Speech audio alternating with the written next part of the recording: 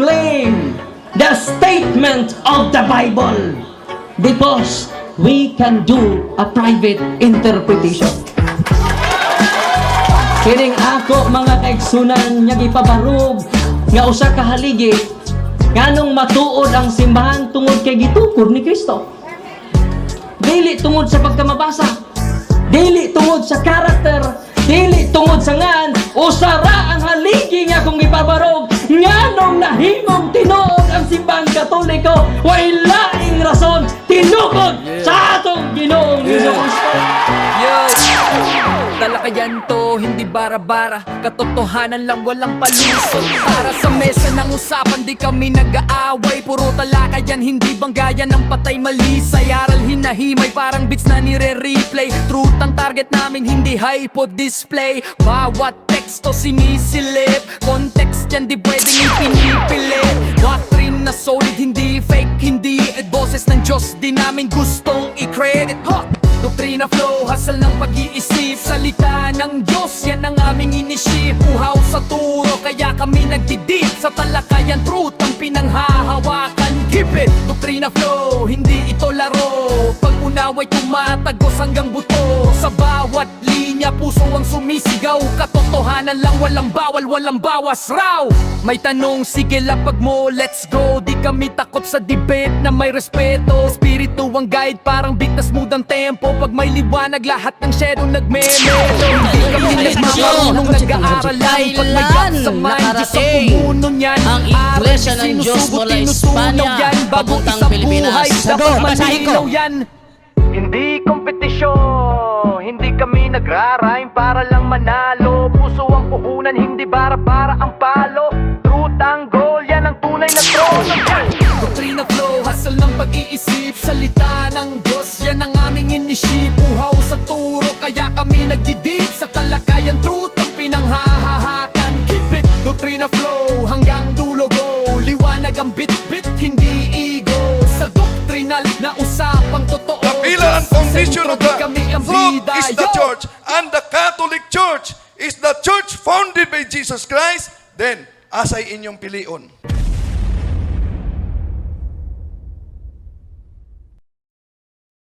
Magandang araw sa inyo mga kapuntos. Meron ba kayo nakakatalakayan sa social media? Sa Facebook, sa Twitter, sa YouTube, comments? Na mula sa iba't ibang sekta ng pananampalataya at napapansin ninyo na tila mahuhusay sila at bihasang bihasa. Samantalang kayo naman, medyo tagilid at medyo kulang pa lang ang nalalaman. Well, mga kapusos, hindi yan problema. Sapagkat sa kakapanood ninyo dito sa ating programa sa Straight to the Point, initiyak ko sa inyo na may panlaban na kayo. Sa loob lamang ng ilang minuto ay malilinawan na kayo. At tinitiyak ko sa inyo na sa dahan-dahan, gradually, may panlalaban na kayo. Kaya sa mga bago pa po sa aming channel, please po don't forget to hit the subscribe button, the notification bell, para maging notified kayo sa bawat video na ilalabas ko sa channel na ito. Kaya wag na po natin patagalin. Simulan na po natin.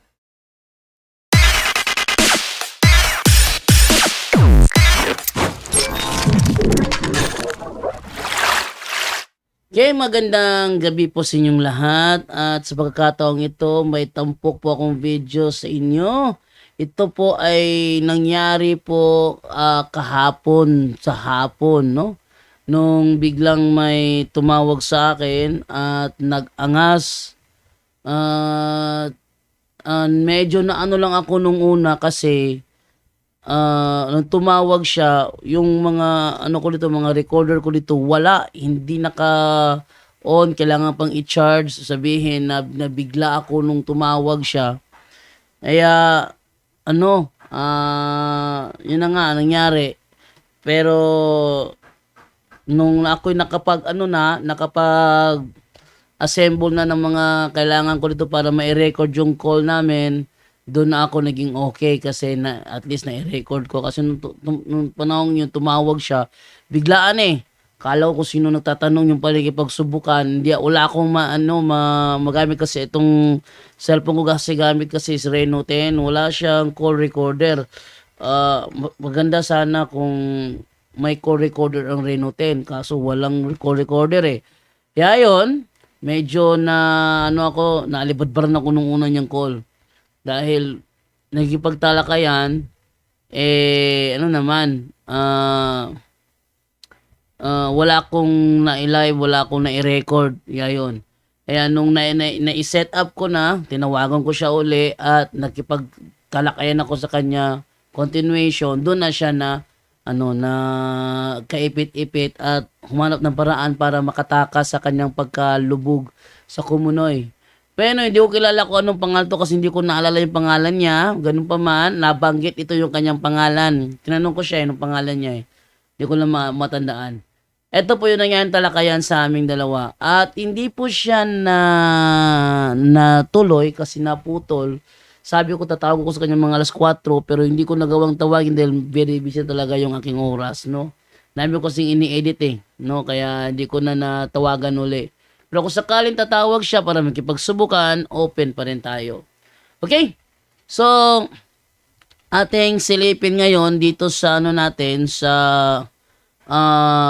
ating video ngayon, aking ipakita sa inyo ito yung nangyari. Magandang araw sa inyo mga kapuntos. Sa pagkakataong ito, may tatawagan tayo kasi tumawag siya, hindi ako nakapag-ready ng aking recorder. Nakipagtalakayan. So tawagan din na ngayon ito. Taong ito. Unahin natin itong taong to.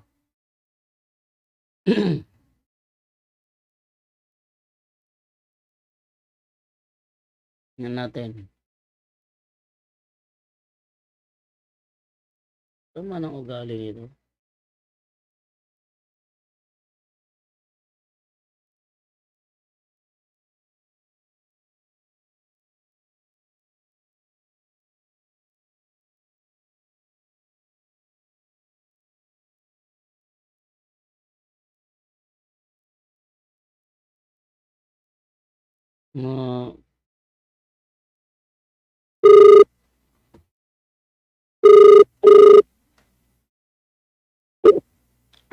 Hello? Hello. Ano, nakita mo na? Ha?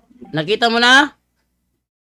Hindi, busy pa ako eh. Hindi ba ang ginagawa? Hindi, yung sinabi mo ba nga yung sinabi ko na Nueva Version International.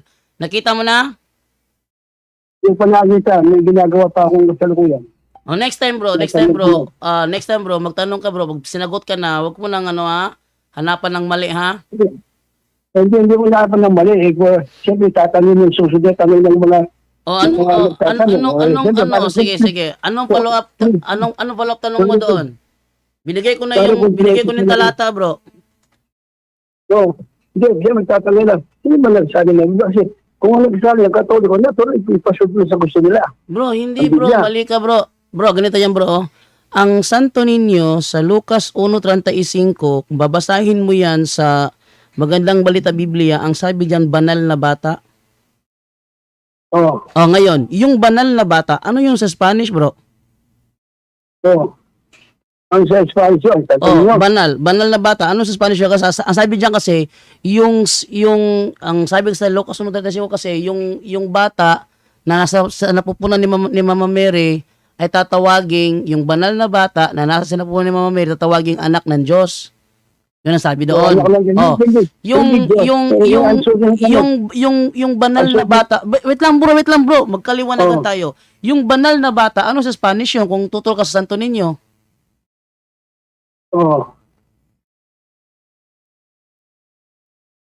Ano yung banal na bata sa Spanish, bro? Yung bang sandali. Yung bang Santo Niño, yung ba'y ginawa na larawan ng mga apostol? Mali, bro. Yung sugilitan, ginawa ba nila ng mga apostol? At yung ginagit ba ng mga apostol sa kanilang mga sulat? Bro. Santo Niño, dito kasi sa akin, bukong Biblia, Santo Niño. Bro, makinig ka bro ha. Bro, ang Santo Niño, ayon sa Biblia, nasa sinapupunan ni Maria. Oo nga. Nasa Hindi, sinapupunan ni Maria ang hindi Santo hindi tulad Niño. sa atin, sa Bro, wait lang ha. Wait lang ha, kasi bro, kasi bro, ang ginagawa mo kasi bro, red herring fallacy yung ginagawa mo eh. Ang tanong mo kasi kanina, saan mababasa sa Bible ang Santo Niño? Binigay ko sa iyo. Yan ay nasa Nueva Version International, Lucas 1:35. Ngayon, ngayong nandoon, okay na ba yun sa'yo? Okay na ba yun o ayaw mo tanggapin yun? Siyempre, may kasugar. Hindi. Karuin ko muna bago tayo mag-move sa next question. Bro, bago tayo mag-move sa next question, klaruin ko muna, tanggap mo ba yung Santo Niño na nakasulat sa Lucas 1:35 o hindi? Kasi tanggap po yun. Tanggap po yun. Ayun, okay. So, follow-up question mo? May follow-up question yung mga magtatanong. Sino nagsabi niyan? Kung mga Katoliko rin, Si Lucas, bro. Si Lucas ang nagsabi niyan, bro. Hindi, yung Biblia kasi may ano ba sa Katoliko, may magandang bal nagsabi niya si Protestante si Katoliko, Charles, di ba? Hindi salin ng Katoliko ang Nueva Version International. Hindi. Sinasalin yan. Salin niya ng mga hindi Katoliko, bro. Sino, para complete na wala silang masabi. Ano yun? Salin nga yan ng hindi Katoliko. Bakit? Ang Nueva Version International, wala siyang Deuterocanon. Siyempre tatanong, sino ang salin yan? Di ba sa mga Biblia, may nakasulat yan. Sige, ating tanongin si ChatGPT. Ating tanongin si ChatGPT ha, sino ang nagsalin ng Nueva Version International? Okay, sige, bigay ko yung sagot mo bro ha. Sige, para maging ano ka, sino ang nagsalin ng Nueva Version International? Okay, so ating tanongin dito. Okay, sabi dito ay ang Nueva Version International ay isang salin ng Biblia sa wikang Espanyol na isinalin ng Biblica Incorporated, dating kilala bilang International Bible Society. Ito ay katumbas ng New International Version sa Ingles at nilikha upang magkaroon ng mas madaling maunawaing pagsasalin ng Biblia para sa mga nagsasalita. Ang pagsasalin nito ay isinagawa ng isang pangkat ng mga protestante eskolar sa Biblia mula sa iba't ibang denominasyon upang tiyakin ang katumpakan at pagiging natural ng wika sa modernong Espanyol. Ibig sabihin bro, mga Bible scholar yan ng mga protestante mula sa iba't ibang denominasyon. Sila ang nagsalin yan bro, hindi Katoliko ang nagsalin yan ha? Sige. Sige. Ngayon, nagsunod ko lang mga tinatanong mo sa akin, sa social media, yung sinabi ni Gigliano, Father Gigliano, sabi, hindi sa kay Satanas yan. Ha? Hindi sa Satanas yan. Yung sa social media, sabi Gigliano, hindi sa kay Satanas yan, sabi niya. Ay mali, walang sinabing ganyan si Padre kasi alam ni Padre Darwin na yung Santo Niño sa Biblia si Kristo yan. Hindi, yung tanong naman to, kasi nagtatanong lagi, nila sa social media ng mga tao, si Father Gigliano, siya pa nagsasalita, kita DJ, alam niyo, ang misa kay Satanas yan, sabi niya. Ay wala, mali yan. Ang misa kay Kristo yan. Ang misa kay Kristo yung misa, hindi yan kay Satanas. Bakit nabanggit ni Father Gigliano yan? Ay hindi, pinutol siguro ng mga protestanteng mga sinungaling. Boses niya. Ay, pinutol yun bro, kahit pa boses niya, pinutol. Iba yan ang sinasabi ni Eli Soriano sa mga INC na ministro. Sabi ni Soriano, ang ginagawa nyo, umuupa kayo ng mga taga-makmak na puro mga sinungaling, nagpuputol-putol ng tape para pag-iba-ibahin ang sintidong sinasabi. ang misa namin sa opisyal na katuruan ng Katoliko, bro, ang opisyal na katuruan ng Katoliko, bro, ang misa namin ay ibinatay sa Last Supper. Last Supper. Oh, yung Last Supper, doon binatay ang misa sa Last Supper. Therefore, hindi kay Satanas yun kasi hindi naman si Satanas ang nagsagawa ng Last Supper. Hindi, ang tanong ko pa kasi yan, nag-search ako sa kahit akong Katoliko. Kasi, yung Last Supper, nagpainom si Kristo. Eh bakit yung misa natin nagpapakain na lang? Ganito yan, bro. Ganito, okay. Hindi Last Supper ang ginawa natin. Okay, magandang tanong yan, bro. Magandang tanong yan, bro. Magandang tanong yan. Ganito kasi yan, bro. Doon sa Last Supper, bro, ang mga apostoles, sila yung mga obispo. Kaya ang mga obispo, binigyan pati ng alak kasi sila yung mga obispo. Sa simbahan Katoliko, yung mga obispo, binibigyan ng alak yon. Ngayon, ginawa ng mga apostol. Ayon sa Gawa 27, nagsanta Cena sila, wala kang mababasa doon na nagbigay sila ng alak. Saan ka? Sa Gawa 20, versikulo 7, nagsagawa ng Santa Cena ang mga apostol, wala kang mababasa na nagbigay sila ng alak sa mga taong nakikinig.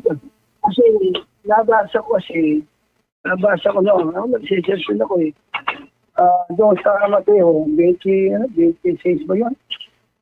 Idinapot niya sa tinapay at nagpasalamat, pinagpapiputol sa mga lagad. Yes. Pagkain kayo lahat yan. Tapos, nagawa ka ng saro, pinagpala, at sabi, ibinigay sa mga lagad, magsiinom kayo ng gano'n. Ngayon, eto bro, etong tanong bro. Etong tanong bro, ngayon ka ba bro sa binasa mo sa Mateo na ang binigyan ng alak mga apostol yon, sangayon ka ba doon o hindi? Sangayon ako. Sangayon ka doon. Yung mga apostol na ba yon ay mga obispo o hindi? Wala yung mga mensahe nga na mga hindi, sagutin mo bro, yun ba yung mga obispo o hindi? Hindi ko mensahe.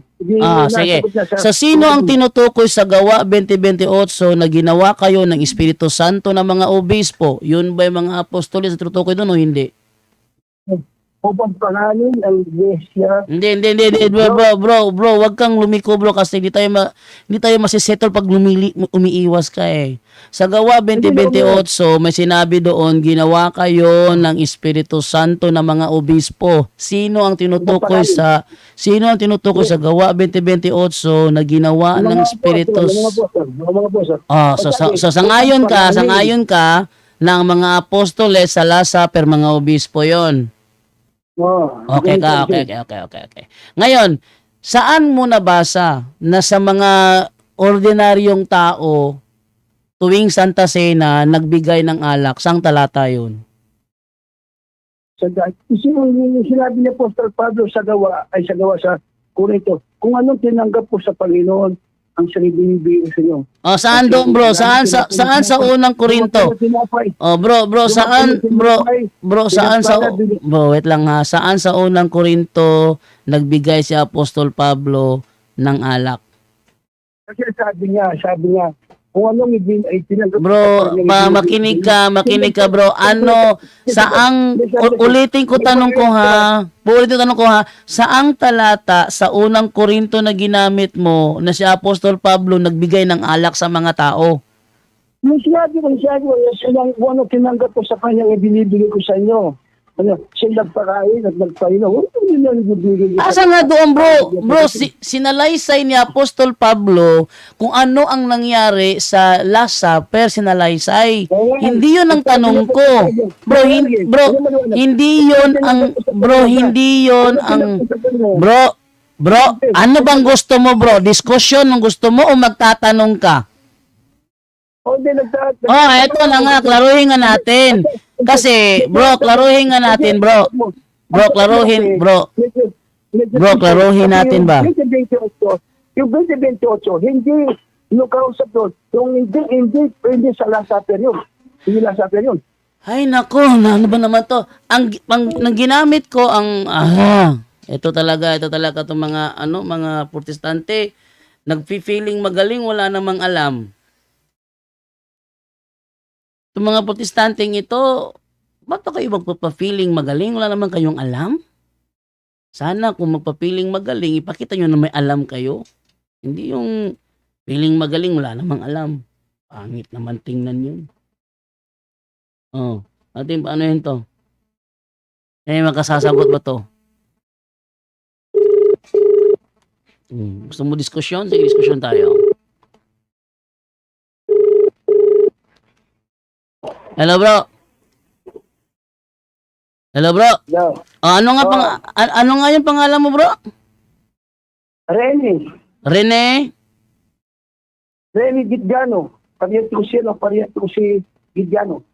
Ang pangalan mo, Rene, apelido mo Gitgano rin. Oh, parehas ko si Father. Okay. So, ibig sabihin, magkamag-anak kayo ni Padre Darwin. Oo. Okay, ganito yan, bro. Okay, ganito yan, bro, ha? Okay, maganda to. Dahil pagka Gitgano kasi, bro, wait lang muna. Mukhang sa ako. Gutom ako eh. Mukhang sa ako. Ha? Mukhang sa ako. Gutom ako, mukhang sa ako. Nakain ka muna? Oo, hindi pa ako nanood to.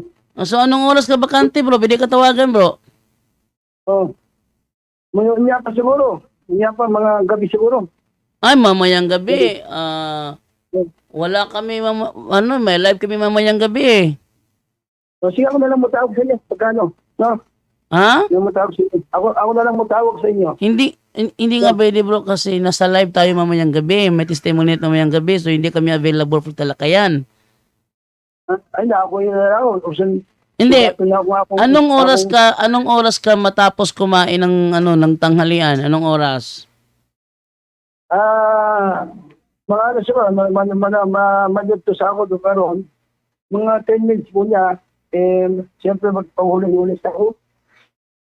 Medyo sakit-sakit ang ulo ko eh. So, alas 4 ng hapon, pwede ka lang tawagan. Swerte na po, no? Sige. Sige, alas 4 ng hapon, tawagan kita ulit, ha? Sige. Sige, bro. Ayan. Yeah. Ayaw ko yung yung biglang tumatawag na hindi naka-set up yung recording ko rito eh. Ayaw ko yun, no?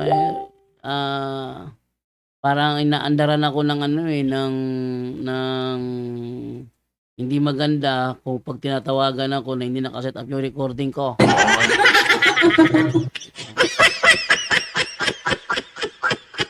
Lakas naman nun. Ano ba naman yun? Wait lang. Sobrang lakas-lakas nun. At yun po ang nangyari kahapon. Yun. Nalibadbaran ako sa kanyang unang call kasi hindi naka-set up yung aking recorder dito. Kaya yun. At yun naman, nahirapan naman siya. Hanggang doon lang po yung nangyaring talakayan. Ang bilis niyang umalis nung hindi lumusot yung niya doon sa term Santo Niño. Tapos may sinabi pa siya na sinabi doon ni Father Darwin daw na ang misa sa demonyo. Ano ba sasabihin ni Father Darwin yun? Katolikos Father Darwin, ba't niya sasabihin yun? So, yun na-bistos yung kanyang kasinungalingan. Kaya yun, maangan na lang siya, no? Okay, so hanggang dito na lamang po tayo. Saglit, I have to go now. Babay na po sa inyo. Paalam.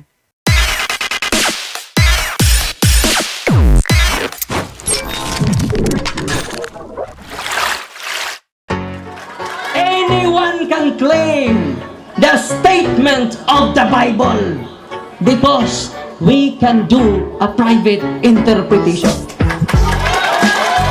Kining ako mga kaigsunan nga gipabarog nga usa ka haligi nganong matuod ang simbahan tungod kay gitukod ni Kristo. Dili tungod sa pagkamabasa, dili tungod sa karakter, dili tungod sa ngan, usara ang haligi nga kung gipabarog nganong nahimong tinuod ang simbahan Katoliko way laing rason tinukod sa atong Ginoong Hesus Kristo. Talakayan to, hindi bara-bara. Katotohanan lang, walang palusot. Para sa mesa ng usapan, di kami nag-aaway. Puro talakayan, hindi banggayan ng patay malisay. Aral hinahimay, parang beats na nire-replay. Truth ang target namin, hindi hypo display. Bawat teksto sinisilip, context yan di pwedeng ipinipilit. Doctrine na solid, hindi fake, hindi boses ng Diyos, di namin gustong i-credit.